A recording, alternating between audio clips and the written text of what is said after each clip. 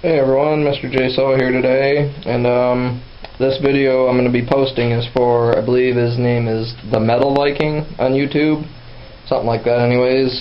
He's setting up a small shop like mine, and so I thought I'd give maybe just an overview of blacksmithing tools and tools you need to build yourself eventually. So I'm going to get a few things lined up here on the anvil and give you a run through them real quick. Alright, so I got a few hardy tools out here, and for those who don't know, the square hole in an anvil is called the hardy hole, and I think the first thing you're going to want to make to fit your anvil is a hot cut like that, and this is sort of like a Brian Brazil type. It's a bit thick and stuff, and it doesn't quite fill the corners, but it wedges in once you hit it once, and that's a good design. Then you got things like this, which are swage, a bottom swage for making like a half round bar out of a round bar, or for forming things into like tongs, which we'll be talking about next. Fullers of different sizes. This one's like a big inch radius. This one's more like a half inch to a 5/8 radius. You're gonna definitely need those, and these you can have top and bottom of all of these tools that I've showed you so far, which I will also cover in the video. And then here's another tool. This is called a cupping tool, which you would use this in the process of making a hammer, a rounding hammer anyways, to put this dome into the round face of the hammer. That used along with a flatting hammer. So anyways, that's a basic overview of hardy tools, and next I'll talk about their counterparts, the top tools. So, thanks for watching so far.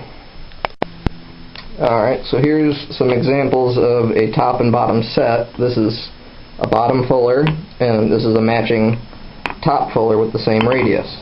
And these would obviously be used when you have a striker, somebody standing there with a sledgehammer, and you're holding the material and the top tool, and they're striking for you. And then the same, you have a bottom cut, and then you have a top cut. And ideally you want to have them matching as close as possible. So, and there's many different types of all these different kinds of tools. I'll go ahead and show you.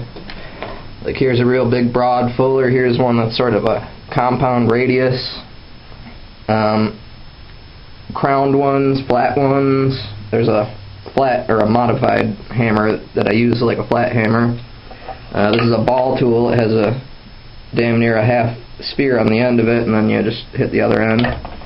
And then slitting punch, which this is the type of punch you would use to put a large hole like this into something to drift it open. And so that's basically an overview of hardy tools and top tools so far. And you're going to need all sorts of different ones: straight chisels, narrow fullers for opening stuff up. So anyways, that's that, and I guess now we'll move on to tongs. Alright, so now for tongs, because there's no real definitive video on tongs, and this isn't going to be one either, but there's a few basic sets of tongs, and they all have particular uses. This is a pair of bolt head tongs that holds basically a 1-inch square shaft, the end of a hardy tool, once you've drawn it down. And these actually can work a bit like pickup tongs, which I do need to forge a set of pickup tongs pretty soon, but these can work sort of like that.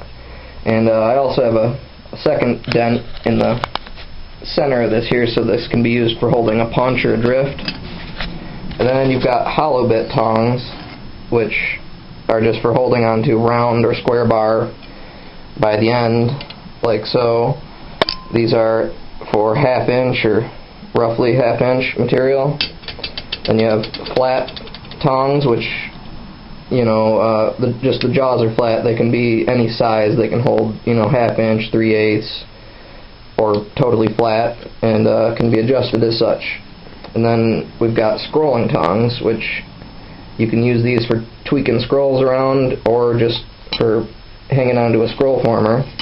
But these ones here are built out of tool steel, so they'll stand up to the twisting and stuff. So anyways, I hope that helps, and I'm going to go ahead and show you a few projects that I'm working on lately. Alright, so here's two of my most recent projects. This right here is a a dual-faced hammer. Basically, I mean, it's somewhat of a rounding hammer, and this can be used for light forging or tinsmith's work. And I actually really like this thing for working on quarter-inch roughly size of material, even 3/8 sometimes. This is made out of 1 1/8" axle shaft, and this was all hand forged by me with no striker, so just to let you know what you can do by yourself. And next piece here is a nice kitchen knife that I'm working on for my uncle. It still needs to be polished fully and everything, and the handle sanded down nice and smooth and all that kind of stuff, but it's I guess 1095 or whatever a file is made out of, and just sort of a good chopper.